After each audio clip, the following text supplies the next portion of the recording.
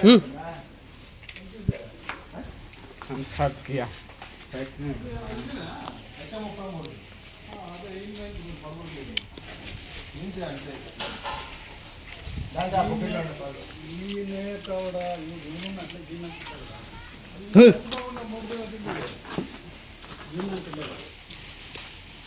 నీట్గా తెల్ల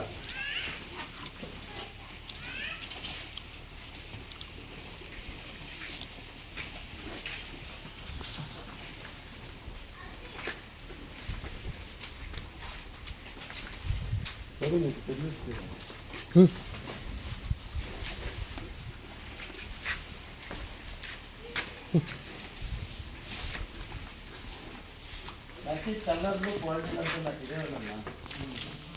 కలర్ ఉన్నదనే